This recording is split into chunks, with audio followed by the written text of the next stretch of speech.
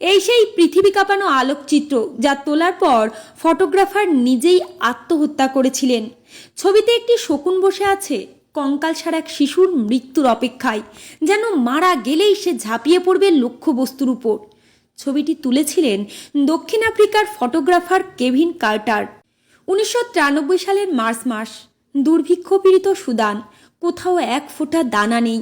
ক্ষুধার যন্ত্রণায় কাতর শিশুটি এক মুঠো খাবারের সন্ধানে আয়োত শহর থেকে আধা মাইল দূরে জাতিসংঘের খাদ্য গুদামের দিকে অগ্রসর হচ্ছিল। এক পর্যায়ে সে তার মৃতপ্রায় নিথর দেহটি নিয়ে উবু হয়ে মাটিতে মাথা রেখে বসে পড়ে।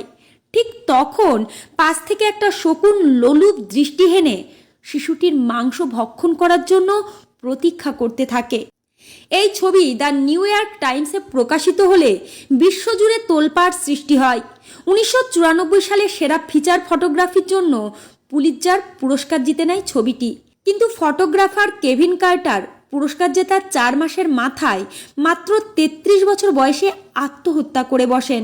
পরে জানা যায় ছবিটি তোলার পর থেকেই তিনি মানসিকভাবে ভেঙে পড়েছিলেন।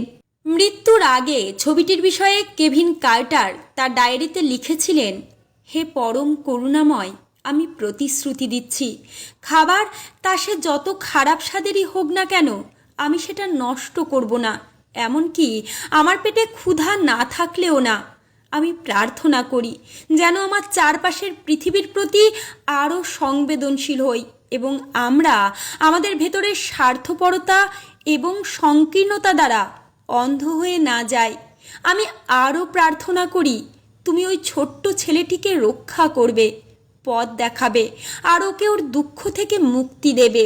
এই ছবি যেন মানুষকে মনে করিয়ে দেয় ওই শিশুটির তুলনায় তারা কতটা ভাগ্যবান, কারণ তোমার করুণা ছাড়া কারো ভাগ্যে একটি দানাও জোটে না। বিদায়।